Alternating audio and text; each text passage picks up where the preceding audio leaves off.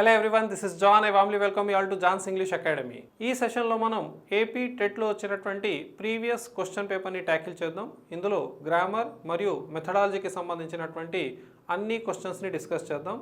ఒక షిఫ్ట్కి సంబంధించినటువంటి 24 grammar questions మరియు 6 మెథడాలజీకి సంబంధించినటువంటి క్వశ్చన్స్ని డిస్కస్ చేద్దాం. యాజ్ యూ నో, ఒక క్వశ్చన్ ఎక్స్ప్లెయిన్ చేసేటప్పుడు నేను ఖచ్చితంగా మిగతా 4 ఆప్షన్స్కి సంబంధించినటువంటి ఇన్ఫర్మేషన్ కూడా ఇస్తాను. కాబట్టి మీరు కేవలం ఆన్సరే కాదు, మిగతా ఆప్షన్స్ దగ్గర మీరు ఏ నాలెడ్జ్ అయితే పొందుతున్నారో అది ఖచ్చితంగా రాబోతున్నటువంటి ఎగ్జామినేషన్స్లో ఉపయోగపడాల్సిందే. సో ఇప్పుడు మనం పేపర్ 1కి సంబంధించినటువంటి ఇంగ్లీష్ గ్రామర్ క్వశ్చన్స్ని, మెథడాలజీ క్వశ్చన్స్ని చూద్దాం. ఇది పేపర్ 2కి కూడా యూస్ఫుల్లే. పేపర్ 1 అయినా పేపర్ 2 అయినా సరే గ్రామరే కదండి, ఖచ్చితంగా నాలెడ్జ్ మీరు తీసుకోవాల్సిందే. సెషన్ని స్టార్ట్ చేసే ముందు ఆంధ్రప్రదేశ్కి సంబంధించినటువంటి టెట్ మరియు ఎస్జిటికి సంబంధించినటువంటి full course along with test series available ఉందండి at 249 విత్ 1 year వ్యాలిడిటీ.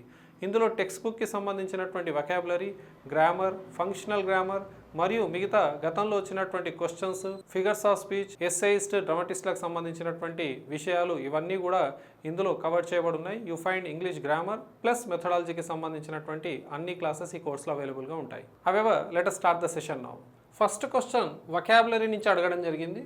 ఈ వొకాబులరీని ఒకప్పుడు మనకు ఒక పదం ఇచ్చేసి కింద 4 ఆప్షన్స్ ఇచ్చి దీని మీనింగు అంటే సిననిము, యాంటోనిము ఐడెంటిఫై చేయమని చెప్పేది. ఇప్పుడు పంథా మారింది. ఒక వాక్యాన్ని ఇచ్చేసి కాంటెక్స్చువల్గా మీనింగ్ని అడగడం జరుగుతుంది. ఒకప్పుడు టెక్స్ట్ బుక్లో ఉన్నటువంటి విషయాలను తీసుకొని మనల్ని అడిగేది, కానీ ఇప్పుడు బియాండ్ ద టెక్స్ట్ బుక్ వెళ్ళి కూడా చాలా క్వశ్చన్స్ అడగడం జరుగుతుందండి. మీరు ఈ పేపర్ ఎక్స్ప్లెనేషన్ చూస్తే మీకు ఆ విషయం ఖచ్చితంగా అర్థమవుతుంది. అంటే మనకు కేవలం టెక్స్ట్ బుక్కి సంబంధించిన వొకాబులరీ, గ్రామర్ వస్తే సరిపోదు, ఫంక్షనల్ గ్రామర్ పైన అవగాహన ఉండాలి. ఫంక్షనల్ గ్రామర్ వస్తే మీరు టెక్స్ట్ బుక్లో కాదు ఎక్కడి నుంచి గ్రామర్ ఇచ్చినా మీరు ఆన్సర్ చేయగలుగుతారండి. టెక్స్ట్ బుక్కి సంబంధించిన గ్రామర్నే మీరు నేర్చుకుంటే బియాండ్ ద బుక్ ఇస్తే చేయలేమండి. కాబట్టి రెండిటిపైన పట్టు అవసరం. మీ దగ్గర ఫంక్షనల్ నాలెడ్జ్ అనేది ఉండాలి, అంటే ఫంక్షనల్ గ్రామర్కి సంబంధించిన నాలెడ్జ్ ఉండాలి. తద్వారా ఆ నాలెడ్జ్ ద్వారా మీరు టెక్స్ట్ బుక్ కాదు ఏ బుక్ నుంచి ఎలాంటి క్వశ్చన్ ఇచ్చినా మీరు ఆన్సర్ చేయగలుగుతారు. హౌఎవర్, ఈ క్వశ్చన్ ఒకసారి ట్యాకిల్ చేద్దాం. My experience as an Everester has provided me with the inspiration to face life's painful experiences resolutely. ఇప్పుడు ఇంత పెద్ద వాక్యం చదివేసరికి ఎంతో కొంత టైం కన్జ్యూమ్ అవుతుంది ఎగ్జామ్లో. ఆయన స్ట్రాటజీ కూడా అదే, ఎంత వీలైతే అంత మన టైంని కన్జ్యూమ్ చేయించడమే. ఎంత ఫాస్ట్గా చదివి అర్థం చేసుకుంటే అంత మంచిదండి. హౌఎవర్, ఎవరెస్టర్ అనే పదం ఇక్కడ కనబడుతుంది. ఎవరెస్టర్ అంటే ఎవరైతే ఎవరెస్ట్ని ఎక్కారో, one who scaled Everest is known as Everester, has provided me with the inspiration to face life's painful experiences. ఒక ఎవరెస్టర్గా నాకు చాలా విషయాలు అర్థమయ్యాయి, ఒక ఇన్స్పిరేషన్ కూడా లభించింది. ఏంటి?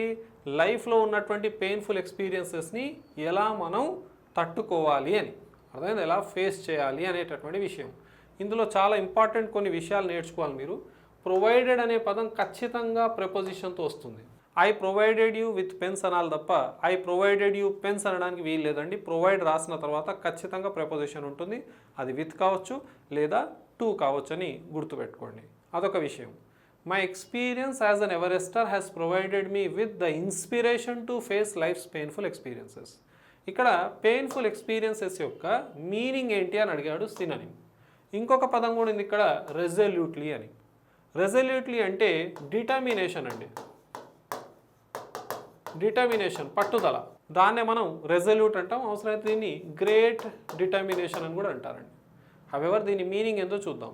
పెయిన్ఫుల్ ఎక్స్పీరియన్సెస్ అంటే దాని మీనింగ్ వచ్చేసి ఆర్డియల్ అండి. ఆర్డియల్ అన్నా పెయిన్ఫుల్ ఎక్స్పీరియన్సెస్ అన్నా సేమ్ అని గుర్తుపెట్టుకోండి. నెక్స్ట్ మన ఆన్సర్ కూడా ఏనే. ఇలేషన్ అంటే హ్యాపీనెస్ లేదా ఎక్సైట్మెంట్ అండి. హ్యాపీనెస్ని లేదా ఎక్సైట్మెంట్ని ఇలేషన్ అంటారని గుర్తుపెట్టుకోవాలి. డన్. Next bliss. బ్లిస్ అంటే కూడా ఇది హ్యాపీనెస్ని సూచిస్తుంది. డిక్షనరీ మీనింగ్ తీసుకుంటే పర్ఫెక్ట్ హ్యాపీనెస్ అని ఉంటుంది. బ్లిస్ అంటే పర్ఫెక్ట్ హ్యాపీనెస్. రిలీఫ్ అంటే removal of pain. Removal of పెయిన్ని మనం రిలీఫ్ అంటాం. ఇక్కడ పెయిన్ఫుల్ ఎక్స్పీరియన్సెస్ అంటే ఆర్డీల్ అని గుర్తుపెట్టుకోండి. ఆర్డీల్ అంటే వెరీ అన్ప్లెజెంట్ లేదా డిఫికల్ట్ ఎక్స్పీరియన్స్ అని గుర్తుపెట్టుకోవాలి. Okay, okay, very unpleasant or difficult experience ఇది సి. ఓకే, దాన్నే మనం ఏమంటున్నాం, ఆర్డీల్ అంటున్నాం. సో అక్కడ పెయిన్ఫుల్ ఎక్స్పీరియన్స్కి మనకు సరిపడా మీనింగ్ ఏదైతే ఉందో అది ఆర్డీలో ఉందని గమనించాలి. సో ఆన్సర్ ఈజ్ ఏ. మనం ఏ అని ఆన్సర్ చేయడం చాలా ఈజీ. కానీ మీకు ఎన్ని విషయాలు తెలుసా, ఇక్కడ ప్రొవైడెడ్ అనేది ప్రపోజిషన్తో వస్తుంది, రెజల్యూట్ అంటే గ్రేట్ డిటర్మినేషన్ అని, మిగతా ఆప్షన్స్ యొక్క మీనింగ్ కూడా మీరు నేర్చుకోవాలి. ఆన్సర్ వచ్చేసి ఏ అవుతుందండి. నెక్స్ట్ క్వశ్చన్ చూద్దాం. సెకండ్ క్వశ్చన్ చూద్దాం. The incidents of his childhood showcased his courage. Courage అంటే మీకు తెలుసు బ్రేవరీ, ధైర్యం. Which of the following words is the antonym of showcased as in the sentence. Showcased అనే పదానికి ఆపోజిట్ వర్డ్ అడగడం జరిగింది. సిననిమ్ అంటే మీనింగ్, యాంటనిమ్ అంటే ఆపోజిట్ వర్డ్. షోకేస్ చేయడం అంటే ఏంటి సార్? షోకేస్ అంటే టు ఎగ్జిబిట్. ఎగ్జిబిట్ చేయడాన్ని షోకేస్డ్ అంటారు. షోకేస్లో పెట్టేటటువంటి వస్తువులు అందరికీ కనబడాలనే కదా పెడతాం. ఇప్పుడు దాని యొక్క యాంటోనిమ్ కావాలి. హైలైటెడ్ అనేది మీనింగ్ వస్తుంది, అర్థమైందా? మీనింగ్ వస్తుంది. మనకు కావాల్సింది ఆపోజిట్ వర్డ్. మేనిఫెస్టెడ్ అంటే షోడ్ క్లియర్లీ అన్నట్టు. అంటే ఉదాహరణకు టు షో క్లియర్లీ అని గుర్తుపెట్టుకోండి, క్లియర్గా చూపించడం. మనకేం కావాలి? యాంటోనిమ్ కావాలి. షోకేస్డ్ అంటే హైలైటెడ్ కూడా అనొచ్చు, లేదా ఏదైనా క్లియర్గా చూపించడం కూడా అనొచ్చు. అడ్వర్టైజ్డ్ అంటే మళ్ళీ అది కూడా ఓపెన్గా చూపించడమే కదా, అడ్వర్టైజ్ చేస్తున్నాం. షోకేస్డ్కి ఆపోజిట్ మీనింగ్ వచ్చేసి కన్సీల్డ్ అండి. కన్సీల్డ్ అంటే టు హైడ్. ఏదైనా దాచిపెట్టడాన్ని కన్సీల్ అంటారు. కన్సీల్ స్పెల్లింగ్ కూడా ఇంపార్టెంటే. సో ఇక్కడ షోకేస్డ్ యొక్క ఆపోజిట్ వర్డ్ వచ్చేసి కన్సీల్డ్ అవుతుందని గమనించాలి. నెక్స్ట్ క్వశ్చన్ చూద్దాం. థర్డ్ క్వశ్చన్ చూద్దాం. The police told the suspects to. ఇక్కడ టూ ఉండాలి, కొంచెం టైపింగ్ మిస్టేక్ ఇక్కడ టూ ఉండకూడదు. Okay, to dash their pockets and place all the items on the table. So ఈ బ్లాంక్ తర్వాత ఇమ్మీడియట్గా ఇది రావాలి, దాని తర్వాత ఇది రావాలి. కొంచెం టైపింగ్ మిస్టేక్ అయిపోయిందండి. నేను మీకోసం ఒకసారి మళ్ళీ చదువుతాను. The police told the suspects to blank ఇచ్చేసి their pockets and place all items on the table. ఇది క్వశ్చన్ అండి, కొంచెం టైపింగ్ మిస్టేక్ అయింది. Choose the correct phrasal verb that fits the blank. ఓకేనా, బ్లాంక్ని ఫిట్ అయ్యేటటువంటి ఫ్రేజల్ వర్బ్ని చూస్ చేసుకోమని చెప్పడం జరిగింది. ఏం జరిగింది? పోలీస్ అట సస్పెక్ట్స్ అంటే అనుమానితుల్ని వాళ్ళ పాకెట్లో ఉన్నటువంటి వస్తువులన్నీ తీసి టేబుల్ పైన పెట్టమని చెప్పడం జరిగింది. ఇక్కడ ఆప్షన్స్ ఏమున్నాయో చూద్దామా. క్లీనప్. క్లీనప్ అంటే టు రిమూవ్ ద డర్ట్. దుమ్ము ధూళి చెత్తను రిమూవ్ చేయడాన్ని క్లీనప్ అంటారు. మరి అక్కడ దుమ్ము దులపమని లేదు, జేబులో ఉన్నటువంటి తీసి బయట పెట్టమని చెప్పారు. ఫిలిన్. ఫిలిన్ అంటే టు కంప్లీట్ ఏ ఫామ్. ఒక ఫామ్ని నింపడాన్ని ఫిలిన్ అంటారు. టు కంప్లీట్ ఏ ఫామ్, అందుకే ఫిల్ ఇన్ ద ఫామ్ అంటారు. టేక్ ఆఫ్ అంటే to leave the ground. To leave the ground. Aeroplane take off అవుతుంది కదా గ్రౌండ్ నుంచి, దాన్ని టేక్ ఆఫ్ అంటారు. టేక్ ఆఫ్కి ఇంకొక మీనింగ్ కూడా ఉంది, టు రిమూవ్ సంథింగ్ అని. టు రిమూవ్ సంథింగ్ అనేటటువంటి మీనింగ్ కూడా ఇస్తుంది. ఎస్టీహెచ్ డిక్షనరీలో ఎస్టీహెచ్ మెన్షన్ చేస్తాడు, దాని ఫుల్ ఫామ్ అడిగితే సంథింగ్ అని గుర్తుపెట్టుకోండి. ఎంటీ అవుట్ అనేటటువంటిది మన ఆన్సర్ అండి. దీని మీనింగ్ వచ్చేసి to remove something from inside.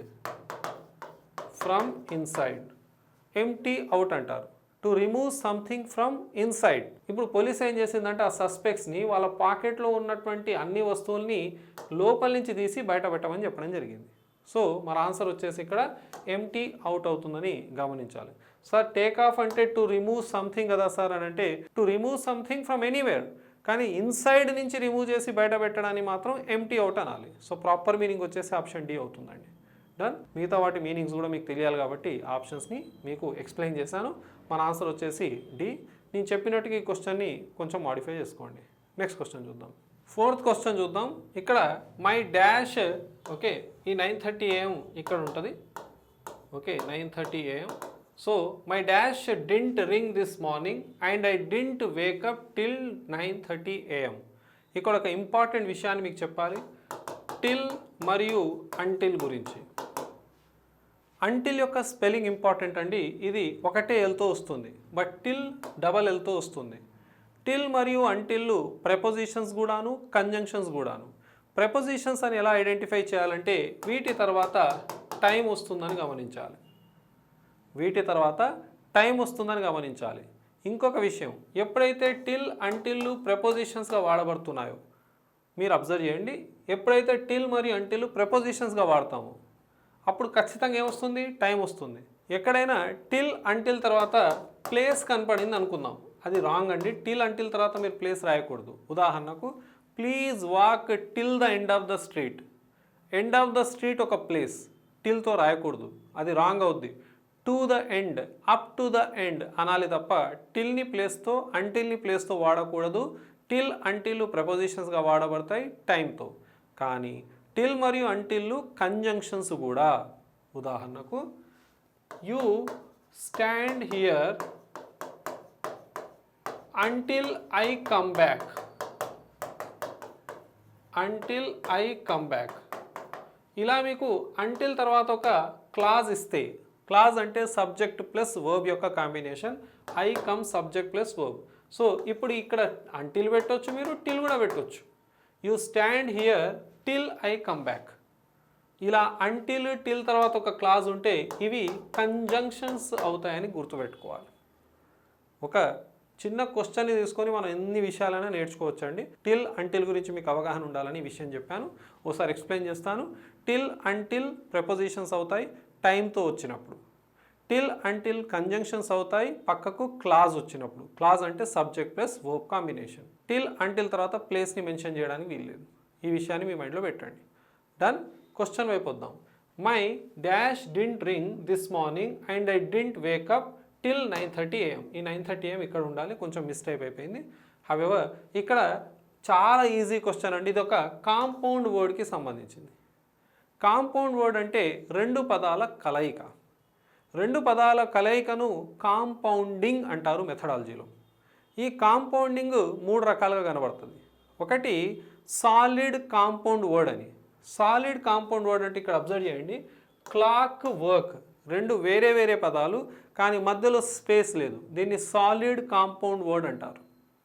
Next alarm clock ఒక కాంపౌండ్ వర్డ్ కానీ ఇక్కడ మధ్యలో గ్యాప్ ఉంది, దీన్ని ఓపెన్ కాంపౌండ్ వర్డ్ అంటారు. ఇదేమో సాలిడ్ కాంపౌండ్ వర్డ్, ఇదేమో ఓపెన్ కాంపౌండ్ వర్డ్. ఉదాహరణకు సన్ ఇన్ లా, ఇది కూడా ఒక కాంపౌండ్ వర్డే, దీన్ని హైఫనేటెడ్ కాంపౌండ్ వర్డ్ అంటారు. డన్. గుర్తుంటుంది కదా. కాంపౌండింగ్ మూడు రకాలు మెథడాలజీలో. కాంపౌండ్ అన్నారు, కాంపౌండింగ్ అంటారు.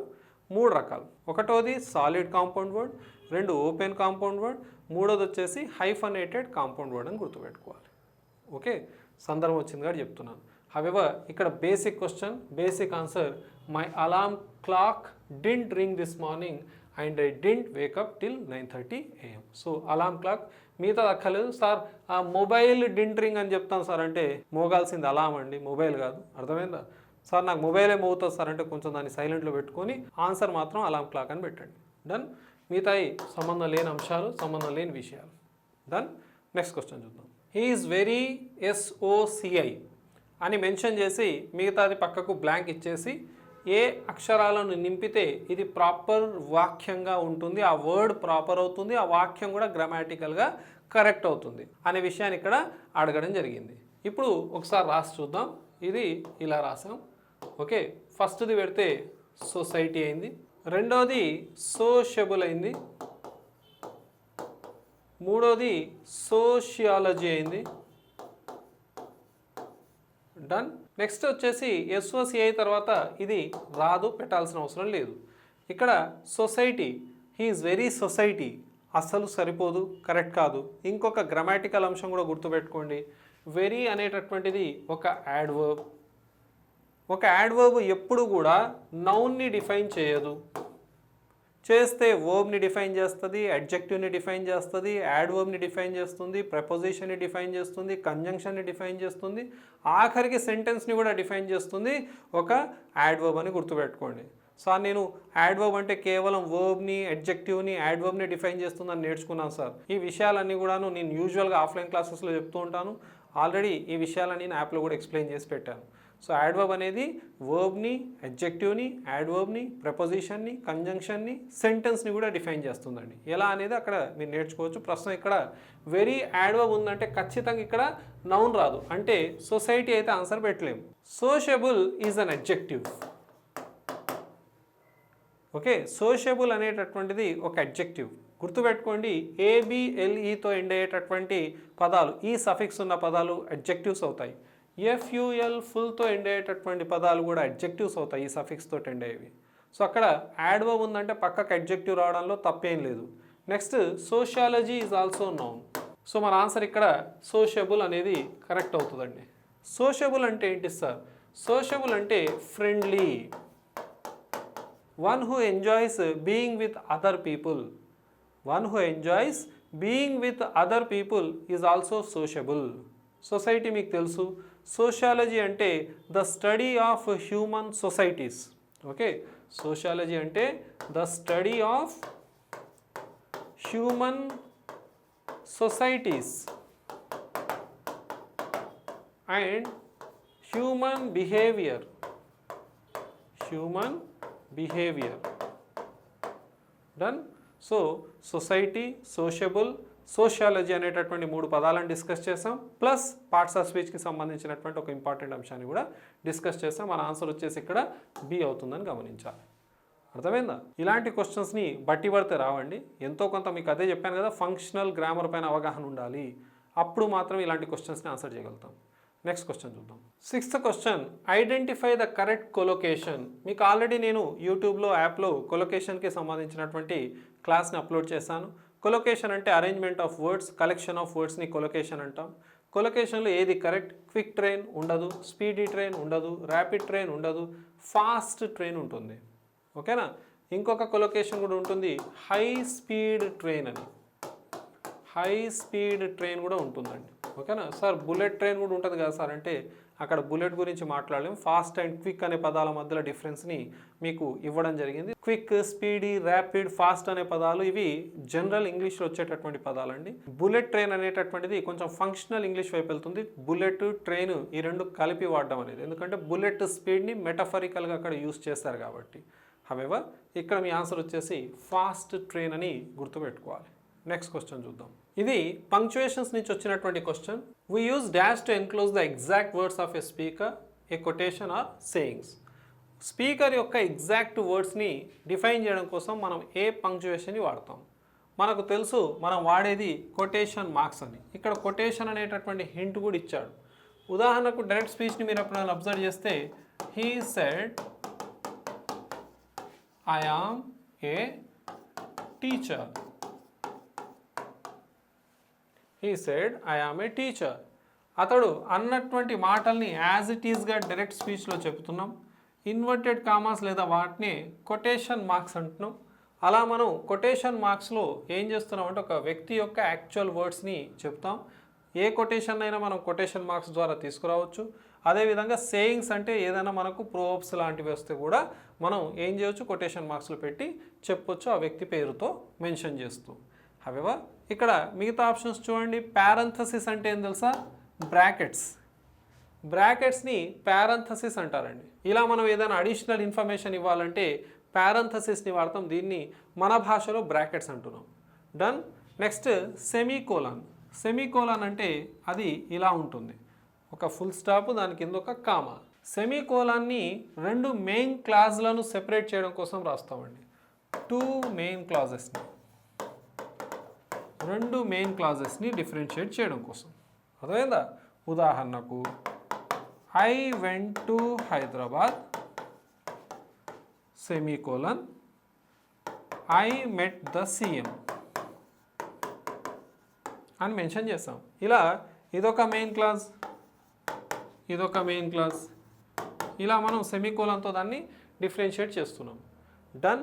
సెమీకోలన్ అనేది 3 కోఆర్డినేటింగ్ కంజంక్షన్స్కి బదులుగా వాడుకోవచ్చు. అండ్, బట్ మరియు సో. ఈ 3 కోఆర్డినేటింగ్ కంజంక్షన్స్కి బదులుగా సెమీకోలాన్ని వాడవచ్చు. Next apostrophe. అపాస్ట్రఫీ అంటే యొక్క అనేటటువంటి మీనింగ్ ఇస్తుంది. అర్థమైందా? ఇది పొసెషన్ని తెలపడం కోసం, పొసెషన్ని తెలపడం కోసం. Okay, Ravi's car, it is Ravi's car. Next contractions కోసం. కాంట్రాక్షన్స్ అంటే షార్ట్ ఫామ్స్. ఉదాహరణకు ఇజంట్. ఇలా అపాస్ట్రఫీ ద్వారా మనం షార్ట్ ఫామ్స్ని రాయవచ్చు. హవెవర్ మనకు కావాల్సిన ఆన్సర్ వచ్చేసి ఇక్కడ కొటేషన్ మార్క్స్ అవుతుంది. హవెవర్ మిగతా నాలెడ్జ్ కూడా ఖచ్చితంగా తీసుకోవాల్సిందే, ఎందుకంటే ఇవి కూడా పంక్చుయేషన్సే కదా, వాటిపైన మీకు అవగాహన ఉండాలి. ఎలాబొరేటెడ్గా మీకు ఆల్రెడీ యాప్లో ఎక్స్ప్లెయిన్ చేశాను. నెక్స్ట్ క్వశ్చన్ చూద్దాం. ఈ క్వశ్చన్ డిక్షనరీలో ఉన్నటువంటి పదాలను ఆల్ఫబెటికల్ ఆర్డర్లో అరేంజ్ చేయమని అడగడం జరిగింది. సో చాలా ఇంపార్టెంట్. డిక్షనరీలో ఉన్నటువంటి అన్ని పదాలను హెడ్ వర్డ్స్ అంటారని గుర్తుపెట్టుకోండి. మెథడాలజీలో ఇంపార్టెంట్ క్వశ్చన్ ఇది. మెథడాలజీలో ఇది ఎన్నో సందర్భాల్లో వచ్చినటువంటి క్వశ్చన్. అండ్ ఈ మధ్యకాలంలో డిక్షనరీ పైన ఖచ్చితంగా క్వశ్చన్స్ వస్తూ ఉన్నాయి. Dictionary is wrong pronunciation, dictionary is the right pronunciation. However head words అంటారు. డిక్షనరీలో ఉన్నటువంటి అన్ని పదాలను హెడ్ వర్డ్స్ అనాలి. డిక్షనరీలో ఇలా ఒక పేజ్లో ఇక్కడ ఒక పదం ఉంటుంది, పైన ఇక్కడ ఒక పదం ఉంటుంది, బోల్డ్లో టాప్లో, అర్థమైందా? ఈ పదాలను గైడ్ వర్డ్స్ అనాలి. గైడ్ వర్డ్స్ అంటారు. పైన ఉన్నటువంటి ఈ పదాలు, ఈ పదమేమో ఆ పేజీ యొక్క ఫస్ట్ పదం, ఈ పైన ఉన్నటువంటి టాప్ రైట్లో ఉన్నటువంటి పదమేమో ఆ పేజీ యొక్క లాస్ట్ పదం అన్నట్టు. ఏదైనా డిక్షనరీ పేజ్ని ఓపెన్ చేసి చూస్తే పైన లెఫ్ట్లో ఒక పదం ఉంటుంది, రైట్లో ఒక పదం ఉంటుంది, కింద మొత్తం పదాల లిస్ట్ ఉంటుంది. ఆ పైన బోర్డులో ఉన్నటువంటి పదాలు ఏవైతే ఉన్నాయో చూసారా, ఈ లెఫ్ట్లో ఉన్నటువంటి పదమేమో ఆ పేజ్ యొక్క ఫస్ట్ పదం, టాప్ రైట్ కార్నర్లో ఉన్నదేమో ఆ పేజ్ యొక్క చివరి పదం అని గుర్తుపెట్టుకోండి. వీటిని ఏమనాలి? గైడ్ వర్డ్స్ అనాలి. డిక్షనరీలో ఉన్న అన్ని పదాలను ఏమనాలి? హెడ్ వర్డ్స్ అనాలి. ఒక పేజ్లో టాప్లో ఉన్నటువంటి టాప్ లెఫ్ట్ టాప్ రైట్లో ఉన్నటువంటి పదాలను ఏమనాలి? గైడ్ వర్డ్స్ అనాలి. ఎందుకంటే అవి మనల్ని గైడ్ చేస్తాయి కాబట్టి. డిక్షనరీ గురించి వచ్చింది కాబట్టి మెథడాలజీకి సంబంధించినటువంటి ఒక అంశాన్ని మీకు నేర్పించేశాను. ఇక్కడ ఈ పదాలు ఏవైతే ఉన్నాయో ఏ సీక్వెన్స్లో డిక్షనరీలో ఉంటాయి అని చెప్పడం జరిగింది. ఇలా ఇచ్చినప్పుడు మనం ఒకసారి రాసి చెక్ చేసుకోవచ్చు. కొంచెం టైం కన్జ్యూమింగ్ అనను, బట్ ఫాస్ట్గానే చేయవచ్చు. ఓ రకంగా లైక్ గ్రూప్ అని రాసాం, తర్వాత గ్లేర్డ్ అని రాసాం, ఆ తర్వాత గ్రౌల్డ్ అని రాసాం, ఆ తర్వాత గిగిల్స్ అని రాసాం. వీటి మీనింగ్స్ కూడా చూద్దాం తర్వాత. డిక్షనరీలో ఏ సీక్వెన్స్లో ఈ పదాలు ఉంటాయి? అన్ని జీ తోటి స్టార్ట్ అయ్యాయి కదా, జీ జీ జీ. ఇప్పుడు ఇక్కడ ఉన్నటువంటి అక్షరాలను చూసుకుంటే ఐ ఫస్ట్ వస్తుంది, ఆర్ ఎల్ ఆర్ కంటే కూడాను. సో ఫస్ట్ మనకు గిగిల్స్ ఉండాలి. గిగిల్స్ ఎక్కడ ఉంది? డి. సో ఫస్ట్ మనకేం రావాలంటే సీక్వెన్స్లో డి రావాలి. డన్. నెక్స్ట్ ఆర్ రాదు, ఎల్ వస్తుంది. ఓకేనా? జీ కామన్గా ఉంది, పక్క పడేయండి. ఎల్ వచ్చింది. గ్లేడ్ ఎక్కడ ఉంది? బి. సో నెక్స్ట్ మనకు కావాల్సింది బి. తర్వాత మిగిలింది ఏంటి? గ్రూప్, గ్రౌల్డ్ అని మిగిలింది. సిమిలర్గా ఏం కనబడుతుంది? జిఆర్ఓ సేమే. వదిలేద్దాం. ఇక్కడ యూ ఉంది, ఇక్కడ డబ్ల్యూ ఉంది. ఆల్ఫాబెట్లో ఏది ఫస్ట్ వస్తుంది? యూనా డబ్ల్యూ అంటే యూనే ఫస్ట్ వస్తుంది. సో మనకు గ్రూప్ ఎక్కడుంది చూడండి, ఏలో ఉంది. సో ఏ. తర్వాత గ్రౌల్డ్ ఎక్కడుంది? సి. సో డిబిఏసి మనకు కావాల్సినటువంటి ఆన్సర్ ఎక్కడుంది? డిబిఏసి, బిలో ఉంది. ఇలా మీరు ఒక లిస్ట్ ఇస్తే ఐడెంటిఫై చేయాల్సినటువంటి పద్ధతి. కొంచెం ప్రాక్టీస్ చేస్తే వచ్చేస్తుందండి. హవెవర్ వీటి మీనింగ్స్ చూద్దాం. గ్రూప్ అంటే మీకు తెలుసు సమూహం అని. గ్లేడ్ అంటే to look somebody in anger. కోపంతో ఒకళ్ళను చూడడాన్ని గ్లేడ్ అంటారు. ఇన్ యాంగర్ అనొచ్చు, లేదా ఇన్ యాంగ్రీ వే కూడా అనొచ్చు. నెక్స్ట్ గ్రౌల్డ్. ఏదైనా ఒక జంతువు దగ్గర వెళ్తే, ఒక కుక్క దగ్గర వెళ్ళామనుకున్నాం, అది గ్రౌల్ చేస్తుంది, స్లోగా ఒక లో నాయిస్ చేస్తుంది మిమ్మల్ని వాన్ చేయడం కోసం కోపంతో. దాన్ని గ్రౌలింగ్ అంటారు. ఎక్కువగా ఇది పులులకు, సింహాలకు ఆపాదిస్తారు గ్రౌల్ అనేటటువంటి ఈ పదాన్ని. గ్రౌల్ అంటే లో నాయిస్ టు షో యాంగర్, లేదా ఒక రకంగా టు వార్నింగ్ ఇవ్వడం కోసం. గిగిల్స్ అంటే ఇక్కడ రాస్తాను, to laugh in a silly way. అలా తమాషాకు నవ్వుతూ ఉంటాను చూసారా, గిగిల్. ఓకేనా? To laugh in a silly way. ఇవి వాటి యొక్క మీనింగ్స్, అడిషనల్ నాలెడ్జ్ ఖచ్చితంగా గుర్తుండాలి. నెక్స్ట్ క్వశ్చన్ చూద్దాం. In a letter to the editor of a news paper the language used can be. Editor of the news పేపర్కి మరి రాసేటప్పుడు ఎలాంటి లాంగ్వేజ్ని వాడాలి?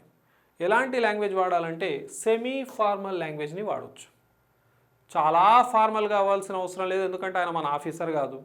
చాలా ఫ్రెండ్లీగా ఉండడానికి వీలు లేదు, ఆయన మన ఫ్రెండ్ కాదు. కాబట్టి సెమీ అంటే హాఫ్, సెమీ ఫార్మల్గా ఉండాలి. ఫార్మల్గా ఎక్కడ రాస్తాం సార్? ఫార్మల్గా మనం అఫీషియల్ లెటర్స్లో రాస్తాం. ఓకే. ఇన్ఫార్మల్గా లేదా క్యాజువల్గా ఎక్కడ రాస్తాం? పర్సనల్ లెటర్స్లో రాస్తాం. ఓకే, మరి సెమీ ఫార్మల్గా ఎక్కడ రాస్తామంటే లెటర్ టు ద ఎడిటర్. ఎడిటర్కి లెటర్ రాసేటప్పుడు మన యొక్క సబ్స్క్రిప్షన్ ఏముండాలనేది చాలా ఇంపార్టెంట్ క్వశ్చన్. ఓకే, సబ్స్క్రిప్షన్ ఏముంటుంది అని అంటే యువర్స్ ట్రూలీ ఉంటుందని గమనించాలి. న్యూస్ పేపర్ ఎడిటర్కి రాసేటప్పుడు మీరు రాయవలసినటువంటి సబ్స్క్రిప్షన్ వచ్చేసి యువర్స్ ట్రూలీ. ఈ పైన చుక్క పెట్టడాలు అర్థమైందా, ఇక్కడ క్యాపిటల్ లెటర్స్ రాయడాలు కుదరదు. వై ఒకటే క్యాపిటల్, టీ స్మాల్ ఉండాలి, కామా పెట్టాలి, గుర్తుండాలి. ఆల్రెడీ లెటర్ రైటింగ్ పైన ఎలాబరేటెడ్ క్లాస్ అవైలబుల్ ఉంది. అవివా ఇక్కడ మన ఆన్సర్ వచ్చేసి సెమీ ఫార్మల్ అని పెట్టండి. నెక్స్ట్ క్వశ్చన్ చూద్దాం. If you do not hurry you will miss the train. Identify the sentence which is a correct transformation of the above complex sentence into A compound sentence. పైన ఇచ్చినటువంటి complex sentence ఎలా identify చేసాం? If you do not హరీ ఇదొక subordinating class లేదా dependent class. You will miss the bus ఇది ఒక main class. పూర్తి అర్థాన్ని ఇచ్చేదేమో మెయిన్ క్లాస్. ఈ పూర్తి అర్థం ఇవ్వడం కోసం డిపెండ్ అవుతుంది చూసారా, ఇది సబార్డినేటింగ్ క్లాస్. ఇంకొక విషయం ఏం నేర్పించాను మీకు ఆల్రెడీ యాప్లో, ఎక్కడైనా సబార్డినేటింగ్ కంజంక్షన్తో స్టార్ట్ అయింది అనుకోండి ఒక వాక్యం, అంటే ఒక వాక్యంలో ఎక్కడైనా సబార్డినేటింగ్ కంజంక్షన్ ఉంటే అదొక కాంప్లెక్స్ సెంటెన్స్ అన్నాను. ఒకవేళ కోఆర్డినేటింగ్ కంజంక్షన్ ఉంటే అదేంటి, కాంపౌండ్ సెంటెన్స్ అని నేర్పించాను మీకు. కంజంక్షన్స్ని సింపుల్, కాంపౌండ్, కాంప్లెక్స్ని కనెక్ట్ చేసి నేర్పించాను అక్కడ లిస్ట్తో సహా. అవివా ఇక్కడ ఇఫ్తో మనకు వాక్యం స్టార్ట్ అయింది, అదొక సబార్డినేటింగ్ క్లాజ్. ఓకే, అంటే ఇంతవరకు ఉన్నటువంటి భాగం సబార్డినేటింగ్ క్లాజ్, ఒక మెయిన్ క్లాజ్. ఇలా ఒక సబార్డినేటింగ్ క్లాజ్ ఒక మెయిన్ క్లాజ్ కలిస్తే దాన్ని ఏమంటాం మనం, కాంప్లెక్స్ సెంటెన్స్ అంటాం. దానికి సరి సమానమైనటువంటి అర్థం గల కాంపౌండ్ సెంటెన్స్ ఏందో చూడాలి. మనల్ని అడిగింది కాంపౌండ్ సెంటెన్స్. అన్లెస్ ఒక subordinating conjunction. Unless you do not hurry you will miss the bus అని స్ట్రక్చరలీ రాంగ్ ఉంది. ఎప్పుడు కూడా అన్లెస్ భాగంలో మీరు నెగిటివ్ రాయడానికి వీల్లేదు. మెయిన్ క్లాస్ భాగంలో నెగిటివ్ రాయాలి. Unless you hurry you won't miss the bus ఇలా ఉండాలి. అక్కడ నెగిటివ్ రాయడం లేదు. ఇఫ్తో రాసుకోవచ్చు నాట్ మీరు, కానీ అన్లెస్తో ఇక్కడ నాట్ రాయడం వీల్లేదు. Unless you hurry you won't miss the bus. ఓకేనా. Next, you do not hurry and you will miss the bus. Sir ఇదేదో అండ్ వచ్చింది కదా సార్, అండ్ అంటే కోఆర్డినేటింగ్ కంజంక్షనే కదా, మీరే అన్నారు కదా సార్ కోఆర్డినేటింగ్ కంజంక్షన్ ఉంటే అది కాంపౌండ్ అని పెట్టేస్తాను సార్. కానీ నేను ఇదే విషయాన్ని మీకు కొన్ని క్లాసెస్లో ఏమి ఎక్స్ప్లెయిన్ చేశానో గుర్తుందో, ఆఖరికి మొన్న టెన్సెస్కి సంబంధించినటువంటి 100 క్వశ్చన్స్ ఏవైతే అప్లోడ్ చేయబడ్డాయో అక్కడ కూడా మీకు విషయం నేర్పించాను. ఏవైనా 2 పదాలు కానీ 2 వాక్యాలు కానీ 2 క్లాజులు కానీ అండ్తో జాయిన్ చేయబడితే ఎయిదర్ సైడ్ సేమ్ టెన్స్ కానీ సేమ్ స్ట్రక్చర్ కానీ సేమ్ వర్డ్స్ ఉండాలి. అంటే 2 పాజిటివ్స్ అని ఉండాలి, 2 నెగిటివ్స్ అని ఉండాలి, టెన్స్ కూడా సేమ్ ఉండాలి. అలాంటప్పుడు ఇక్కడ మీకు సింపుల్ ఫ్యూచర్ కనబడుతుంది, అక్కడ మీకు ఏం కనబడుతుంది, simple present. Sir simple present simple future కలుపుకోవచ్చు కదా సార్, అండ్తో కుదరదు. అండ్తో మనం 2 పాజిటివ్లను కానీ 2 నెగిటివ్లను కానీ కలపాలి. ఇక్కడ మీరు అబ్జర్వ్ చేయండి, ఒక నెగిటివ్ ఉంది, ఒక పాజిటివ్ ఉంది. అది అండ్తో సాధ్యం కాదు, అది బట్తో సాధ్యం. బట్తో కలపొచ్చు అలా. సో ఈ వాక్యం స్ట్రక్చర్ కరెక్ట్ లేదు గ్రామాటికల్గా. Next, as you do not hurry you will miss the train. ఇది కొంచెం స్ట్రక్చరల్గా మనకు రాంగ్ ఉంది, ప్లస్ మీనింగ్ కూడా సరిపోవట్లేదు. యాజ్ యూ డు నాట్ హరీ ఏంటండి, ఇది సరైనది కాదు. హవెవర్ యాజ్తో స్టార్ట్ అయింది కాబట్టి అది ఒక కాంప్లెక్స్ సెంటెన్స్గా మీ మైండ్లో పెట్టుకోండి, ఎందుకంటే అది కూడా ఒక సబార్డినేటింగ్ కంజంక్షన్ కాబట్టి. However you must hurry or you will miss the train.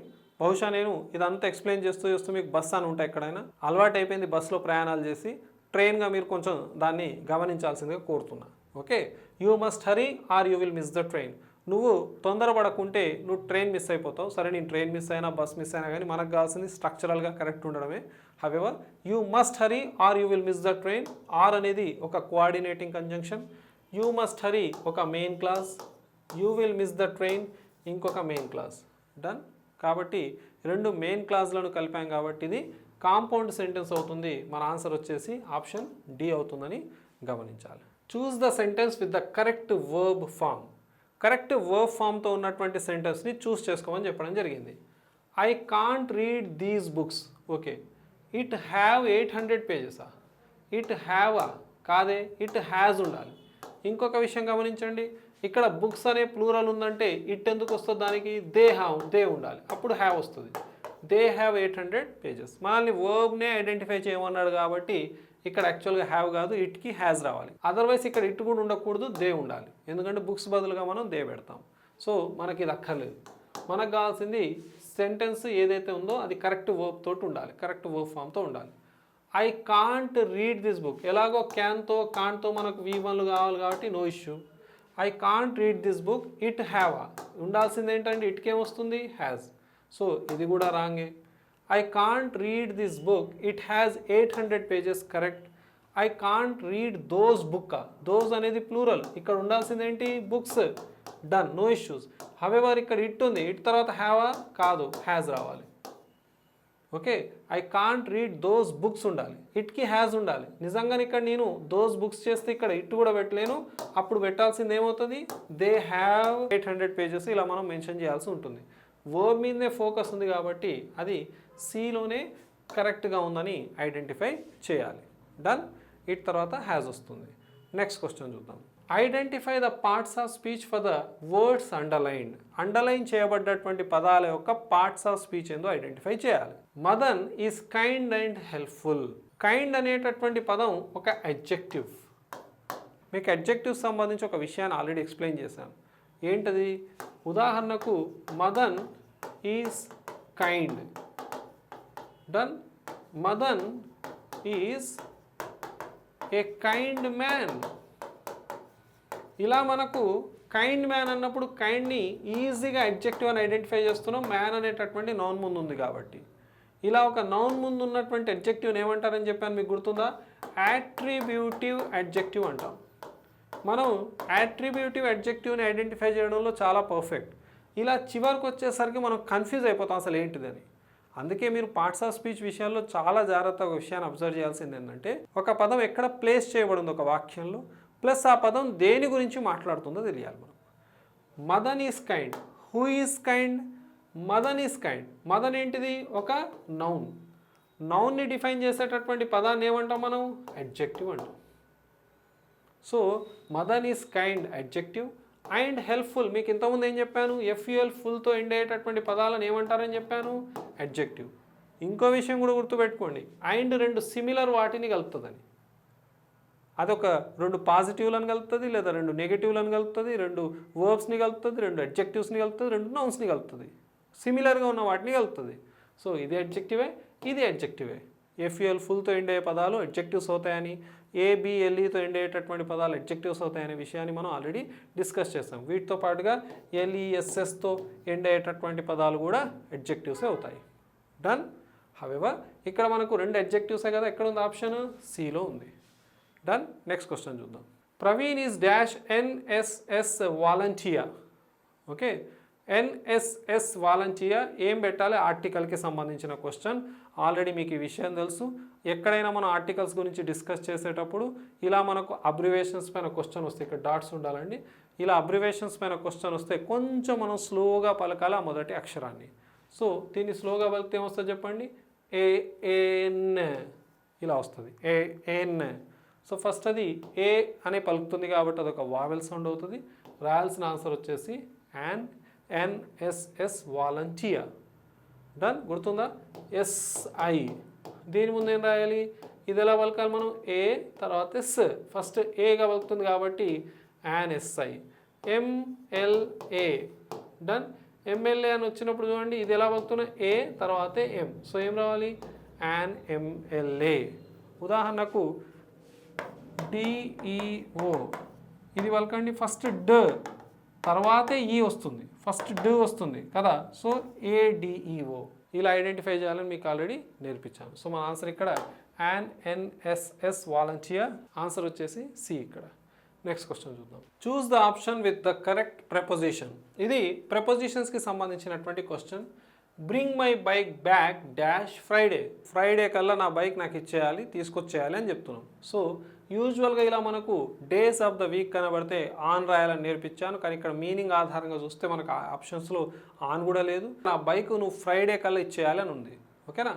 Bring my bike back by Friday.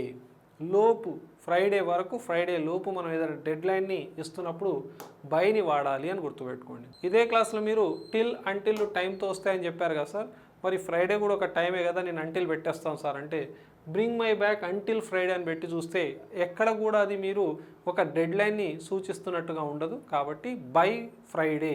అందుకే మనం టెన్సెస్ దగ్గర కూడా నేర్చుకున్నాం నెక్స్ట్ ఇయర్ బై ఏప్రిల్ అని, ఓకేనా, ఎస్టర్డే బై 10 PM అని ఒక టైం లోపు లేదా ఒక డెడ్ లైన్ని సూచించడం కోసం బైని వాడతాం. సో మన ఆన్సర్ ఇక్కడ వచ్చేసి బి అవుతుందని గమనించాలి. నెక్స్ట్ క్వశ్చన్ చూద్దాం. Complete the sentence by choosing the correct passive verb. What is the problem? మనం ఈ వాక్యంలో ఇక్కడ ప్యాసివ్ ఫామ్ని నింపాలి. ప్యాసివ్ ఫామ్ని మీరు గుర్తించాలంటే గుర్తుపెట్టుకోండి, హెల్పింగ్ వర్బ్ ఉంటుంది, ఆ తర్వాత V3 ఉంటుంది. ఓకే, ప్యాసివ్ ఫామ్ని మీరు ఎలా గుర్తించాలని మీ మైండ్లో వస్తే ఖచ్చితంగా ప్యాసివ్ ఫామ్లో V3 ఉండాలి, హెల్పింగ్ వర్బ్ ఉండాలి. ఇక్కడ మీరు అబ్జర్వ్ చేయండి, ఈజ్ స్టోలెన్లో V3 ఉంది, స్టీలింగ్లో V4 ఉంది కాబట్టి ఇది అక్కర్లేదు. స్టోలెన్ అనేది V3, నెక్స్ట్ స్టీలింగ్ V4, ఇది అక్కర్లేదు. అంటే మనకు కావాల్సిన ఆప్షన్స్ రెండే, ఏనో లేదా సీనో రాయాలి. ఇక్కడ యూజువల్గా ఈ స్టోలెన్ అనేటటువంటి ఆప్షన్ పెట్టాలని మైండ్లో వస్తుందండి, కానీ రైట్ ఆప్షన్ వచ్చేసి హ్యాస్ బీన్ స్టోలెన్. ఎందుకంటే అది ఒక రీసెంట్గా జరిగినటువంటి పనిని సూచిస్తుంది. హ్యాస్ బీన్ ప్లస్ V3 అనేటటువంటిది ప్రెజెంట్ పర్ఫెక్ట్ టెన్స్కి సంబంధించినటువంటి ప్యాసివ్ ఫామ్. ఈ స్టోలెన్ పెడితే మనం అది ఒక రెగ్యులర్ యాక్షన్ కిందకి దానికి సంబంధించిన ప్యాసివ్ ఫామ్లోకి వెళ్ళిపోతుంది. కాబట్టి ఇంతకుముందే రీసెంట్గా అయిపోయినటువంటి పనిని సూచించేటటువంటి ప్రెజెంట్ పర్ఫెక్ట్లో దీన్ని ఆన్సర్గా చేయాలి. కొంత కాంట్రవర్సీ ఉంటుంది ఇలాంటి విషయాల్లో, కానీ ఖచ్చితంగా ఆన్సర్ మాత్రం సీనే పెట్టాలి. అందుకే ఎంతో కొంత మనకు మీనింగ్ఫుల్గా ఆన్సర్ చేయడం అనేది అవసరం. రీసెంట్ యాక్షన్ని సూచించడం కోసం ఇక్కడ ప్రెజెంట్ పర్ఫెక్ట్ యొక్క ప్యాసివ్ ఫామ్ని వాడడం జరిగిందండి. డన్. నెక్స్ట్ క్వశ్చన్ చూద్దాం. He said I have lost my watch. Choose the indirect speech for the sentence above. ఇక్కడ హీ సెడ్ రాసేసాం, తర్వాత కామా ఇన్వర్టెడ్ కామా తీసేసి దట్ రాసాం. సార్ మీరు దట్ ఎందుకు రాశారు సార్? ఎందుకంటే ఇది అసెర్టివ్ సెంటెన్స్ కాబట్టి. ఒక అసెర్టివ్ సెంటెన్స్కి కనెక్టింగ్ వర్డ్గా దట్ రాయాలి. I have lost my watch అంటే నా వాచ్ కాదు, ఆయన యొక్క వాచ్ కాబట్టి హీ హ్యావ్ హ్యాజ్లను హ్యాడ్గా మార్చాలి ఇండైరెక్ట్ స్పీచ్లో. He had lost already V3 ఉంది, నో ఇష్యూస్. ఇక్కడ మై వాచ్ అంటే నా వాచ్ కాదు, ఆయన వాచ్, సో హిజ్ వాచ్. ఇలా మనం వాక్యాన్ని ట్రాన్స్ఫార్మ్ చేసుకున్న తర్వాత ఆప్షన్స్ వైపు చూస్తే టైం సేవ్ అయిపోద్ది.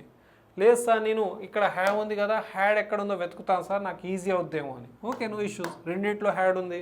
ఇక్కడ మై వాచ్ ఉంది, నా వాచ్ కాదు కదా పోయింది, అతని వాచ్ కాబట్టి అతని యొక్క హిజ్ వాచ్. ఆప్షన్ సి అవుతుంది. He said that he had lost his watch. He said that he had lost his watch. Option C అవుతుంది. నెక్స్ట్ క్వశ్చన్ చూద్దాం. Choose the correct modal verb to express permission. Permission express చేయడం కోసం మనం వాడేటటువంటి modal verb వచ్చేసి may. Okay, may I come in. పర్మిషన్ని సూచిస్తుంది may. ఇదే మే పాసిబిలిటీని కూడా సూచిస్తుంది.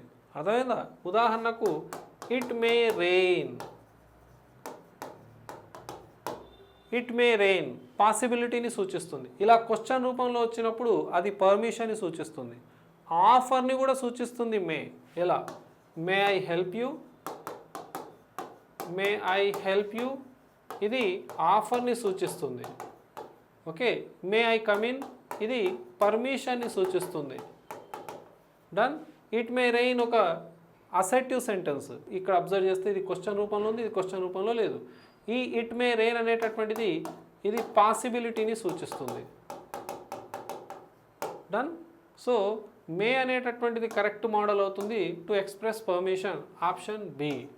మస్ట్ ఏంటి సార్? మస్ట్ దేన్ని సూచిస్తుందంటే ఆబ్లిగేషన్ని సూచిస్తుంది. ఒక పని చేయడం అవసరము అని తెలుపుతుంది. ఒక పని చేయడం కర్తవ్యము, ఖచ్చితంగా అవసరం అని చెప్తుంది.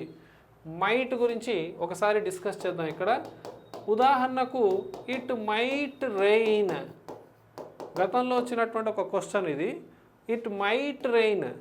ఇట్ మైట్ రెయిన్ అంటే పాసిబిలిటీ ఎక్కువ ఉందా లెస్ ఉందా అని అడిగాడు. ఓకేనా? దేర్ ఈజ్ లెస్ పాసిబిలిటీయా, there is excess possibility of happening an event అని అడగడం జరిగింది. మీరు చెప్పండి, it might rain, it may rain. It may rain, it might రెయిన్లో ఏది లెస్ పాసిబిలిటీని కలిగి ఉంటుందో చెప్పండి. మీ మైండ్లో ఇట్ మే రెయిన్ అని వస్తే కరెక్ట్ కాదండి. ఇట్ మైట్ రెయిన్ ఏదైతే ఉందో ఇది లెస్ పాసిబిలిటీని తెలుపుతుంది. చాలా ఇంపార్టెంట్ క్వశ్చన్ ఇది. లెస్ పాసిబిలిటీని తెలుపుతుంది. ఐ మైట్ కమ్ అన్నా అంటే నేను వచ్చే ఛాన్సెస్ తక్కువే. ఐ మే కమ్ అన్నా కానీ కొంచెం ఛాన్సెస్ ఉన్నాయని అర్థం.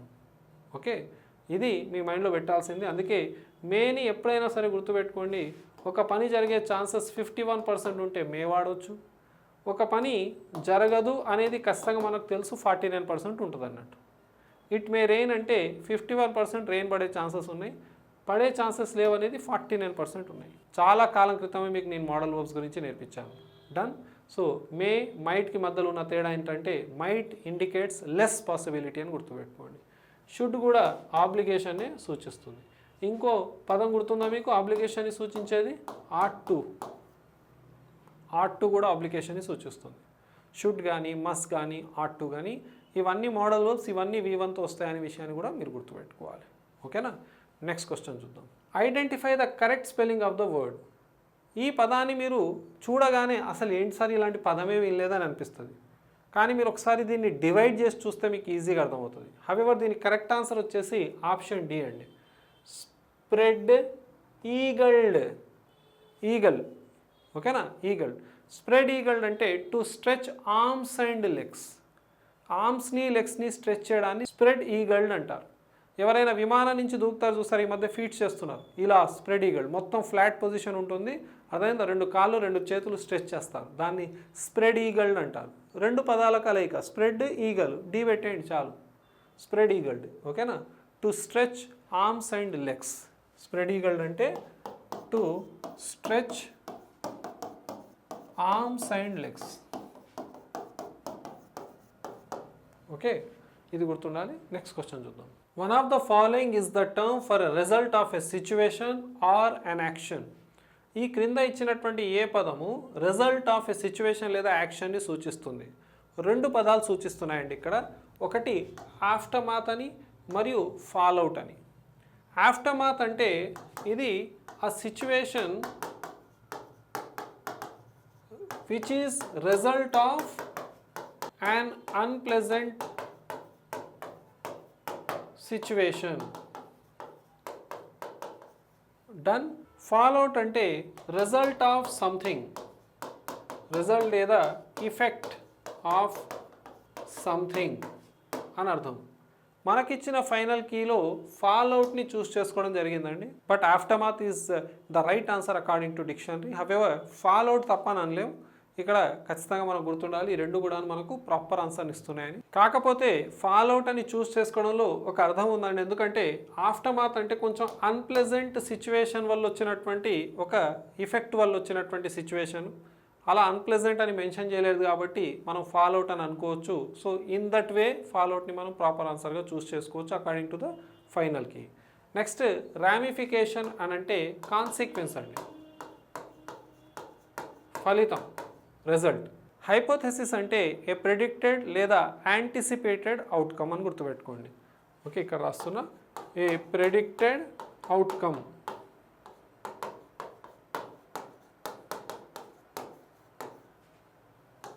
లేదా యాంటిసిపేటెడ్ అనుకున్నదే జరగడం. ఓకే, హవెవర్ మనకు అకార్డింగ్ టు ద ఫైనల్కి ఫాల్అవుట్గా గుర్తుపెట్టుకోండి. ఆఫ్టర్మాత్ చాలా దగ్గరగా ఉన్నటువంటి మీనింగ్ అండి.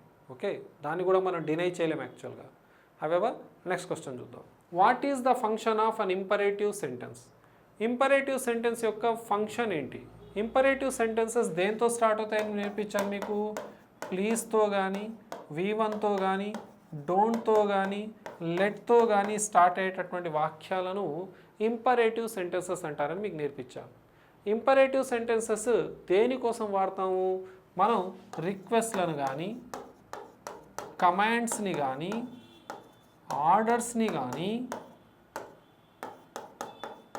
సజెషన్స్ని కానీ సూచించేటప్పుడు, అడ్వైస్ కానీ సజెషన్స్ని కానీ సూచించేటప్పుడు మనం ఇంపరేటివ్ సెంటెన్సెస్ని వాడతాం. క్వశ్చన్లో ఏముంది? What is the function of an imperative sentence? Giving orders మన యొక్క ఆన్సర్. ఓకేనా? ఇంపరేటివ్ సెంటెన్సెస్ ద్వారా ఆర్డర్స్ ఇస్తాం. గెట్ అవుట్, స్టాండ్ అప్ అనేటటువంటి కొన్ని ఆర్డర్స్ని ఇవ్వచ్చు. Expressing intense emotions. ఇంటెన్స్ ఇమోషన్స్ని మనం ఎక్స్ప్రెస్ చేయడం కోసం మనకు ఏ వాక్యాలు ఉన్నాయి? ఎక్స్క్లమేటరీ సెంటెన్సెస్ ఉన్నాయి, అవునా? Next seeking information. ఏదైనా ఇన్ఫర్మేషన్ కావాలంటే మనం ఏం చేస్తాం? క్వశ్చన్ చేస్తాం. సో సీకింగ్ ఇన్ఫర్మేషన్ కోసం మనకేమున్నాయి? ఇంటరాగేటివ్ సెంటెన్సెస్ ఉన్నాయి. Interrogative sentences. Done. Making statements కోసం మనకేమున్నాయి, అసర్టివ్ సెంటెన్సెస్ ఉన్నాయి, వాటినే మనం డిక్లరేటివ్ సెంటెన్సెస్ అంటాం, వాటినే స్టేట్మెంట్స్ అని కూడా అంటాం. డన్. సో మనకు కావాల్సిన ఆన్సర్ ఎక్కడ ఉంది, గివింగ్ ఆర్డర్స్, ఇంపరేటివ్ సెంటెన్సెస్కి సంబంధించి. నెక్స్ట్ క్వశ్చన్ చూద్దాం. Identify the grammatically incorrect sentence. ఇప్పుడు గ్రామాటికల్గా ఇన్కరెక్ట్ సెంటెన్స్ని ఐడెంటిఫై చేయాలి. The cow is a useful animal. Already ఆర్టికల్స్కి సంబంధించి 100 ఇంపార్టెంట్ క్వశ్చన్స్లో దీన్ని నేను ఎలాబొరేటెడ్గా ఎక్స్ప్లెయిన్ చేస్తాను. ద కౌ అంటే ఆల్ కౌస్ అని మీకు చెప్పడం జరిగింది. ఎవరైతే ఆ క్లాస్ చూడలేదో ఆ క్లాస్ చూడండి, చాలా ఇన్ఫర్మేషన్ ఉంది మీకు అక్కడ. ద కౌ అనేది ఎంటైర్ సమూహాన్ని సూచిస్తుందని గుర్తుపెట్టుకోవాలి. సో అది కరెక్టే ఉంది, మనకు కావాల్సింది incorrect. She has been absent for 3 days. No doubt ఇక్కడ has been absent for 3 days. For ఉంది, పీరియడ్ ఆఫ్ టైం ఉంది, హ్యాస్ బీన్ ఉంది, నో ఇష్యూస్ ఎట్ ఆల్. ఓకేనా. Next, neither of my daughters look like me. మీకు దీనికంటే ముందు వీడియోలో మరియు యూట్యూబ్ షార్ట్స్ ద్వారా కూడా నైదర్ గురించి మీకు నేర్పించాను. దీని గురించి నిజంగానంటే ఒక క్లాస్ ఇంకో క్లాస్తో కనెక్టెడ్గా ఉంటుందండి. ఎవరైతే నా క్లాసెస్ని రెగ్యులర్గా ఫాలో అవుతున్నారో ఇది చాలా ఈజీగా ఐడెంటిఫై చేస్తారండి. ఎవరైతే ఇప్పుడే నా క్లాస్ని చూస్తున్నారో, ఈ రోజే ఈ క్లాసెస్ని చూస్తున్నారో, దీనికంటే ముందు 100 important questions of articles, 100 important questions of tenses నేర్పించానండి. అక్కడ మీకు ఈ విషయాలు చాలా ఈజీగా అర్థమైపోయాయి. అర్థమైందా? ఇక్కడ నైదర్ ఆఫ్ మై డాటర్స్ మీకు గుర్తుందా, నైదర్ ఆఫ్, నైదర్ అనేటటువంటిది ప్రొనౌన్ అని చెప్పాను మీకు. ఇక్కడ ఎలా ఐడెంటిఫై చేసాం ఏందని మీకు తెలిసి సబ్జెక్ట్ ప్లేస్లో ఉంది. ఆఫ్ ఒక ప్రిపోజిషన్, దాని తర్వాత వచ్చినటువంటి మై డాటర్స్ అనేది ఆబ్జెక్ట్.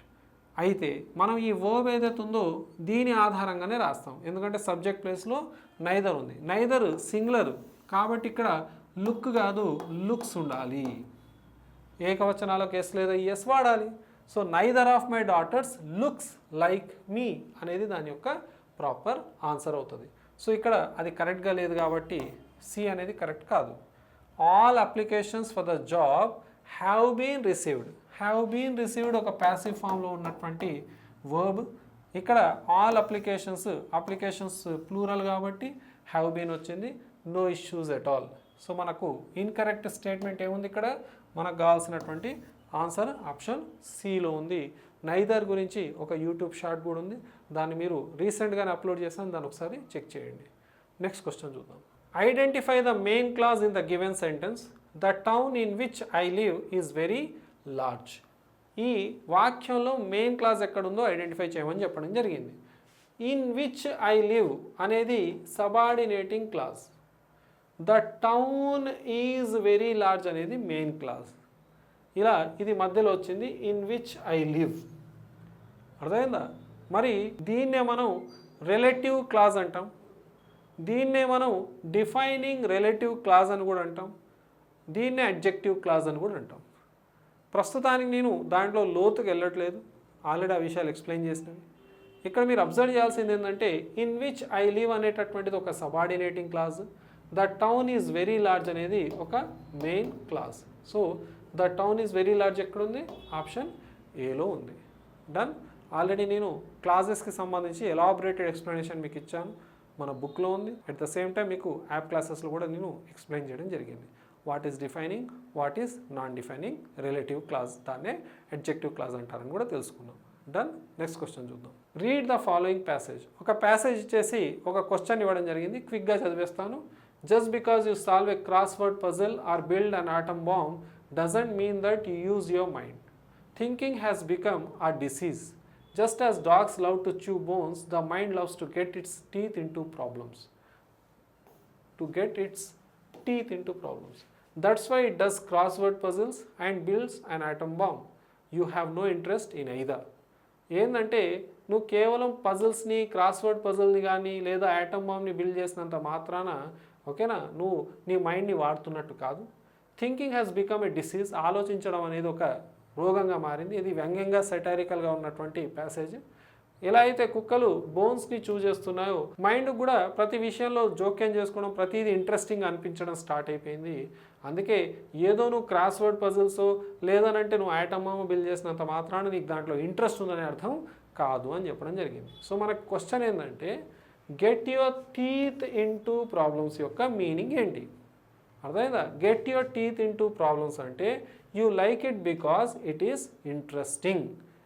నీకు ఎందుకు ఇష్టం అంటే అది ఇంట్రెస్టింగ్ అనిపించింది కాబట్టి దాన్నే మనం to get your teeth in to problems అనేటటువంటి ఇక్కడ ఒక ఇడియోమాటిక్ ఎక్స్ప్రెషన్ ఇవ్వడం జరిగింది. సో మన ఆన్సర్ వచ్చేసి you like it because it is interesting అని గుర్తుపెట్టుకోండి. Read the following stanza. కొంచెం స్పేస్ సరిపోదేమో అన్న ఉద్దేశంతో ఇలా ఇచ్చానండి, కానీ స్టాన్జా ఎలా ఉంటుందో నేను రాస్తాను చూడండి. When the jet sprang into the sky, ఇదొక లైన్. దాని కింద it was clear the way the city, అంతవరకు ఒక line. Next had developed the way it had. Next seeing it scaled 6 inches to the mile. ఇది actual stanza అండి. ఈ stanza ఏదైతే ఉందో జుల్ఫికర్ ఘోష్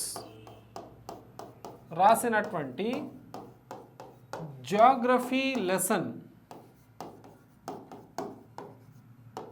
అనే ఒక పోమ్ నుంచి తీసుకోవడం జరిగింది. అదొక పోమ్ పేరండి, అర్థమైందా? జుల్ఫికర్ ఘోష్ యొక్క జియోగ్రఫీ లెసన్ అనే పోమ్ నుంచి ఈ స్టాన్జాని తీసుకోవడం జరిగింది.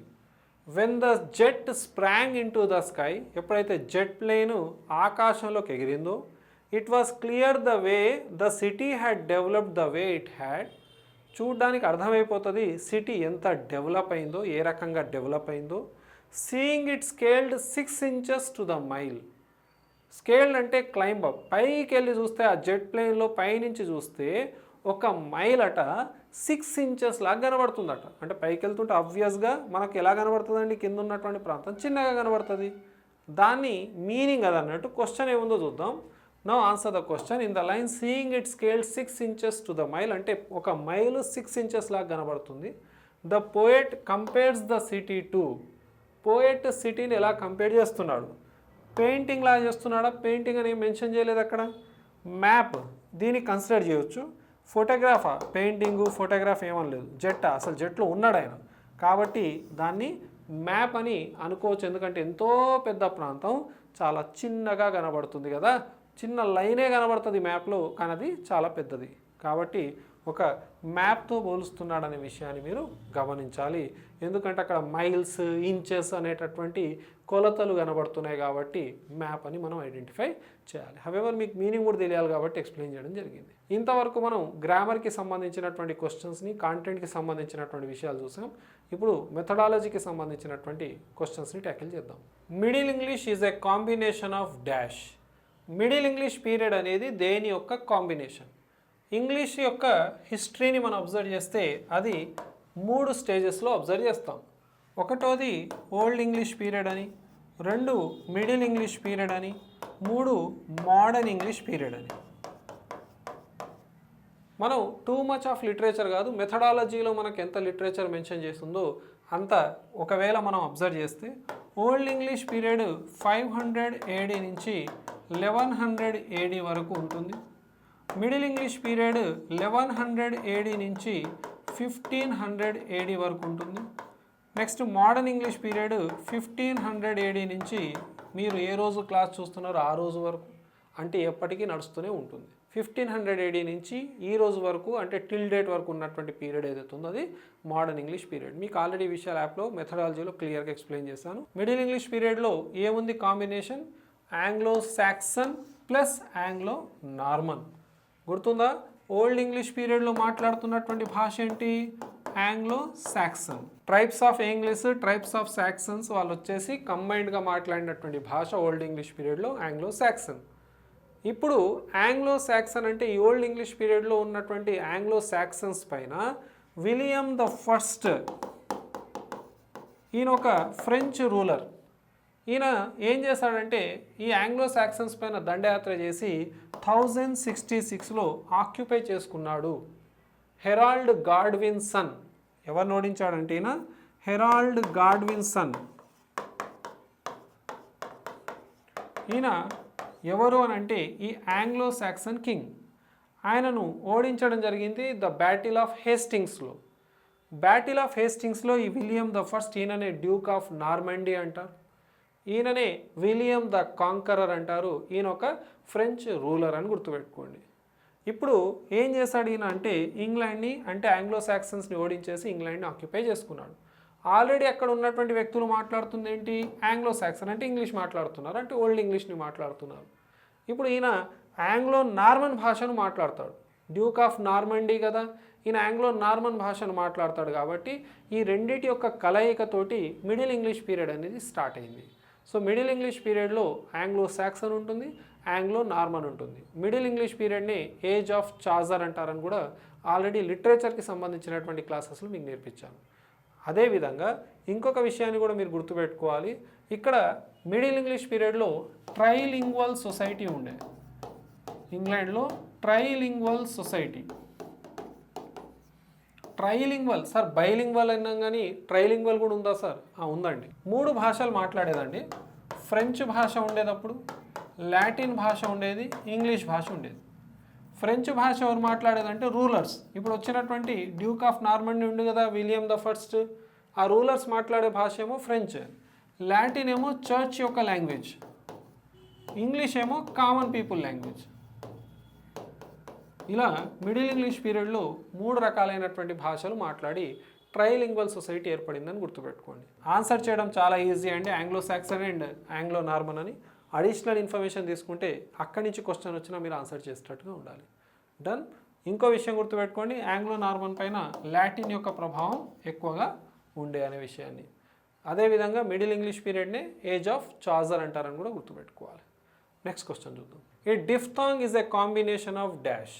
మీకు గత వీడియోస్లో నేను ఫొనెటిక్స్కి సంబంధించినటువంటి ఎక్స్ప్లెనేషన్ ఇచ్చాను క్వశ్చన్స్ని ఎక్స్ప్లెయిన్ చేసేటప్పుడు, అవునా? ఫొనెటిక్స్లో మనం అబ్జర్వ్ చేయాల్సినటువంటి క్లాసిఫికేషన్ ఏంటి? ఓకే, ఫొనెటిక్స్ని డిఫైన్ చేసింది ఇంటర్నేషనల్ ఫొనెటిక్ ఆల్ఫబెట్. ఇప్పుడు ఈ ఫొనెటిక్స్లో మనకు ఫోనీమ్స్ ఉంటాయి. ఆల్ఫబెట్ మనకు ఎన్ని 26 అక్షరాలు అయినా కానీ అవి చేసే సౌండ్స్ని మనం డిఫైన్ చేస్తే అవి 44 సౌండ్స్. ఫోనీమ్స్ అంటే a small distinctive unit of సౌండ్ని ఫోనీమ్ అంటారని డి జోన్స్ చెప్పడం జరిగింది. 44 సౌండ్స్ని మనం డిఫైన్ చేస్తే ఈ రకంగా డివైడ్ చేయవచ్చు, వావెల్ సౌండ్స్గా మరియు కాన్సోనెంట్ సౌండ్స్గా. వావెల్ సౌండ్స్ మొత్తం 20, కాన్సోనెంట్ సౌండ్స్ వచ్చేసి 24. వావెల్ సౌండ్స్ ఏవైతే ఉన్నాయో మళ్ళీ ఇవి 2 రకాలుగా డివైడ్ చేయబడి ఉన్నాయి. ఒకటి మోనోఫ్థాంగ్స్ అని, రెండోది డిఫ్థాంగ్స్ అని. ఈ మోనోఫ్థాంగ్స్ వచ్చేసి 12, డిఫ్థాంగ్స్ వచ్చేసి 8.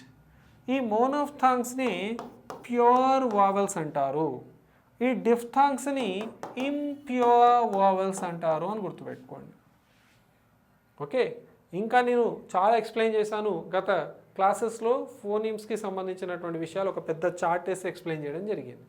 హవెవర్ ఇక్కడ మీరు ఒకసారి అబ్జర్వ్ చేస్తే డిఫ్థాంగ్ అనేటటువంటిది దేని కాంబినేషను? డిఫ్థాంగ్స్ని ఒకసారి అబ్జర్వ్ చేస్తే ఎలా ఉంటాయి? ఏఈ, ఓకేనా, ఇలా ఐ, నెక్స్ట్ ఓఈ, నెక్స్ట్ ఔ, ఆ తర్వాత ఔ, తర్వాత ఏయా, ఊవా, నెక్స్ట్ ఈయా. ఇవి 8 డిఫ్థాంగ్స్. ఇప్పుడు ఇవి అబ్జర్వ్ చేయండి మీరు, ఏ అనే సౌండ్, ఈ అనే సౌండ్ 2 కలిసి ఒక డిఫ్థాంగ్ ఏర్పడింది. అంటే ఇండివిజువల్గా ఇదొక ప్యూర్ వోవెల్, ఇండివిజువల్గా ఇదొక ప్యూర్ వోవెల్, ఈ 2 కలిసి ఇలా డిఫ్థాంగ్ ఏర్పడింది. కాబట్టి 2 ప్యూర్ వోవెల్ సౌండ్స్ని కలిపితే ఒక డిఫ్థాంగ్ అని గుర్తుపెట్టుకోవాలి. ఓకే, చాలా ఎక్స్ప్లెయిన్ చేశాను ఈ విషయాలకు సంబంధించి నేను గత వీడియోలో కూడా. హవెవర్ ఇంతవరకు మీరు అర్థం చేసుకోండి. మన ఆన్సర్ వచ్చేసి 2 ప్యూర్ వోవెల్ సౌండ్స్ని మనం డిఫ్థాంగ్స్ అంటాం. ఆ డిఫ్థాంగ్స్ని మనం ఇంప్యూర్ వోవెల్స్ అని కూడా అంటాం. ఓకే, నెక్స్ట్ క్వశ్చన్ చూద్దాం. The total physical response method is established by. TPR అంటారు దీన్నే షార్ట్ ఫామ్లో, టోటల్ ఫిజికల్ రెస్పాన్స్. ఇక్కడ టీచర్ ఏదైనా కమాండ్ ఇస్తే విద్యార్థి నోటి ద్వారా ఆన్సర్ కాకుండా తన యాక్షన్ లేదా తన ఫిజికల్ రెస్పాన్స్ ద్వారా ఆన్సర్ ఇవ్వాలి.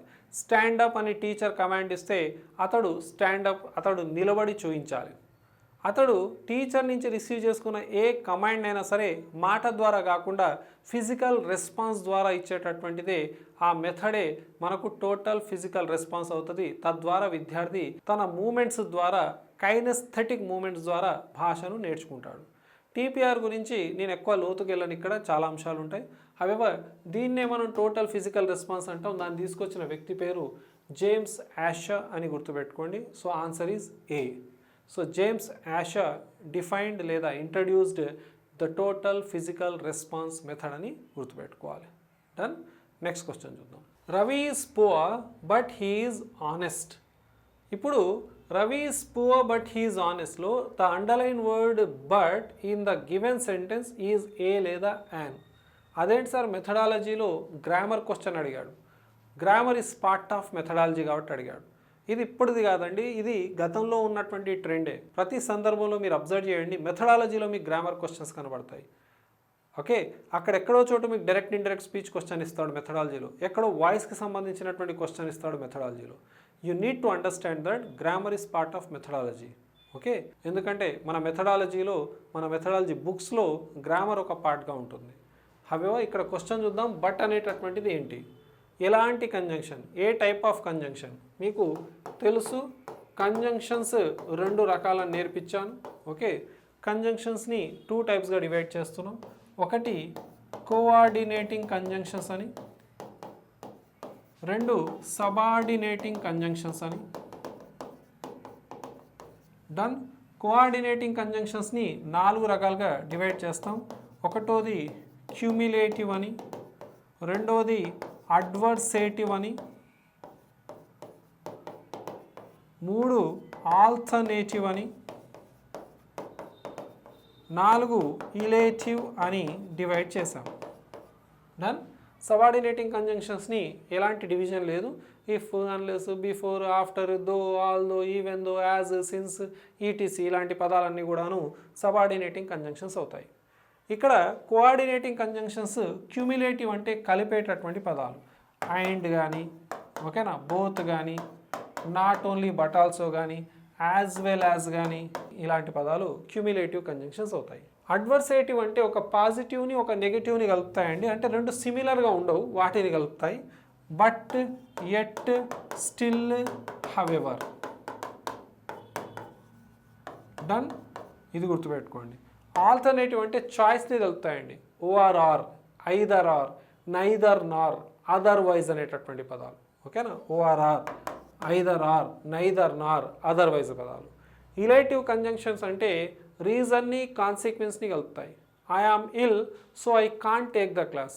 I am ill reason, consequence ఏంటంటే I can't take the class. So మనకు ఇలేటివ్ కంజంక్షన్స్ అంటే సో వస్తుంది, దేర్ ఫోర్ వస్తుంది, ఓకేనా, ఫర్ కూడా వస్తుంది. సార్ నేను ఫర్ ప్రపోజిషన్ అనుకున్నాను సార్, లేదంటే ఫర్ కంజంక్షన్గా కూడా వాడబడుతుంది. ఫ్యాన్ బాయ్స్, అందులో ఫస్ట్ది ఎఫ్, అది ఫర్ కదా కోఆర్డినేటింగ్ కంజంక్షన్స్కి సంబంధించి. హవెవర్ ఇక్కడ బట్ ఏంటి, కోపులేటివ్ కంజంక్షన్. సార్ కోపులేటివ్ కంజంక్షన్ నేను ఎప్పుడు వినలేదు సార్. కోపులేటివ్ కంజంక్షన్ అన్నా క్యూములేటివ్ కంజంక్షన్ అన్నా సేమ్, మరి బట్ క్యూములేటివ్ కాదు కదా. నెక్స్ట్ అడ్వర్సేటివ్. చూడండి బట్ ఎక్కడ ఉంది, అడ్వర్సేటివ్లో ఉంది. Option B. ఆల్టర్నేటివ్ కాదు, ఇలేటివ్ కాదు. సో ఆన్సర్ ఈజ్ బి అని గుర్తుపెట్టుకోండి. కొంచెం అడిషనల్ నాలెడ్జ్ ఇవ్వడానికి ట్రై చేశాను తక్కువ టైంలో. ఎంత వీలైతే అంత అర్థం చేసుకోండి. ఆల్రెడీ ఎలాబరేటెడ్ క్లాసెస్ మీకు తెలుసున్నాయి. నెక్స్ట్ క్వశ్చన్ చూద్దాం. The patient is bleeding profusely.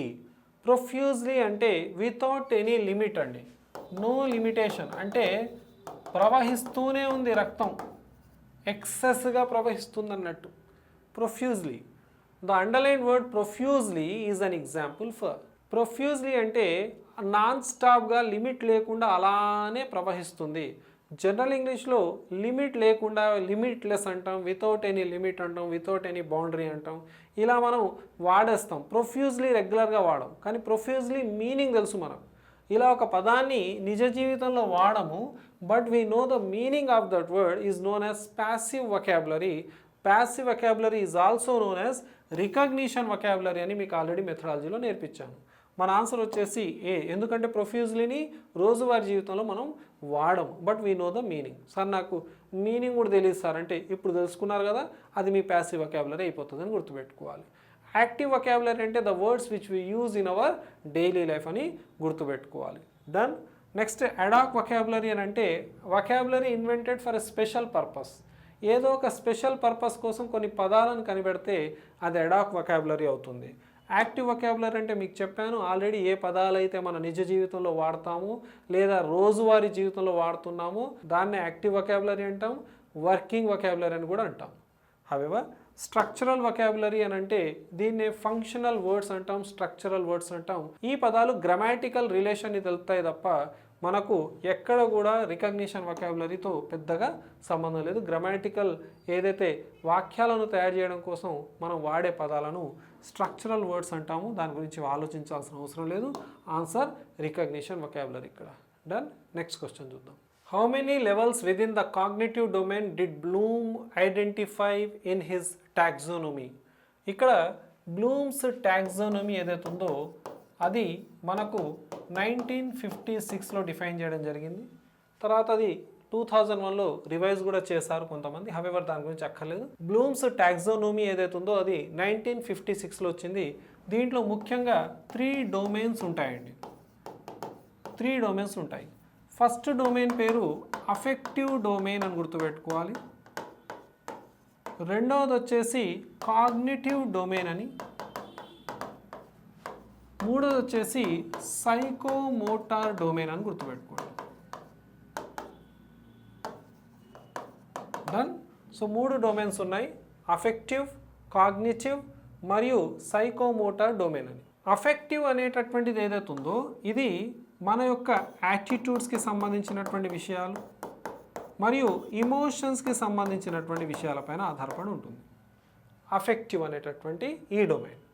Cognitive domain ఏదైతే ఉందో ఇది మెంటల్ అబిలిటీ లేదా ఇంటలెక్చువల్ అబిలిటీ లేదా నాలెడ్జ్ అక్విజిషన్ పైన ఆధారపడి ఉంటుంది. దానికి సంబంధించినటువంటి డొమైన్, దీనికి సంబంధించిన డొమైన్. అఫెక్టివ్ ఏమో ఇమోషన్స్కి యాటిట్యూడ్స్కి సంబంధించిన డొమైన్. కాగ్నిటివ్ అనేటటువంటిది మన thinking, mental ability, intellectual ability, knowledge అక్విజిషన్కి సంబంధించినటువంటి డొమైన్. తర్వాత డూయింగ్కి సంబంధించింది అంటే ఫిజికల్ రెస్పాన్సెస్కి సంబంధించినటువంటి డొమైన్ ఏదైతే ఉందో అది సైకోమోటార్, పేరులోనే ఉంది కదా, ఫిజికల్ రెస్పాన్సెస్కి సంబంధించినటువంటి ఫిజికల్ యాక్షన్కి సంబంధించినటువంటి డొమైన్ సైకోమోటార్ డొమైన్. ఇప్పుడు మనల్ని అడిగింది ఏంటంటే కాగ్నిటివ్ డొమైన్. కాగ్నిటివ్ డొమైన్లో ఎన్ని లెవెల్స్ ఉన్నాయని అడిగాడు. కాగ్నిటివ్ డొమైన్లో 6 లెవెల్స్ ఉన్నాయండి. కాగ్నిటివ్ డొమైన్లో 6 లెవెల్స్ ఉన్నాయని గుర్తుపెట్టుకోండి. అందులో ఫస్ట్ది remembering. Done. Next understanding. Next applying. ఆ తర్వాత అనలైజింగ్. తర్వాత ఇవాల్యుయేటింగ్. ఆ తర్వాత క్రియేటింగ్. ఇవి 6 లెవెల్స్ అండి ఇన్ కాగ్నిటివ్ డొమైన్ అని గుర్తుపెట్టుకోండి. జస్ట్ నేను 6 లెవెల్స్ అని చెప్పడం చాలా ఈజీ, కాకపోతే అన్ని అంశాలపైన అవగాహన ఉండాలి. వీలైనంత అవగాహన ఇవ్వడానికి ట్రై చేస్తాను ఇక్కడ, సో దట్ మీరు దీన్ని గుర్తుపెట్టుకోండి. ఫర్దర్గా కూడా మిగతా షిఫ్ట్స్కి సంబంధించినటువంటి పేపర్స్ని డిస్కస్ చేస్తాం. సిమిలర్ క్వశ్చన్స్ ఉన్నాయి, మళ్ళీ వీటిని రివైజ్ చేసుకోవచ్చండి. హవెవర్ ఇవి ఈరోజు సెషన్లో మనం నేర్చుకున్నటువంటి ఈ షిఫ్ట్ 1కి సంబంధించినటువంటి 30 క్వశ్చన్స్ అండి. ఇందులో మనం గ్రామర్, వొకాబులరీ, మెథడాలజీకి సంబంధించినటువంటి క్వశ్చన్స్ని ట్యాకిల్ చేసాం విత్ అడిషనల్ నాలెడ్జ్.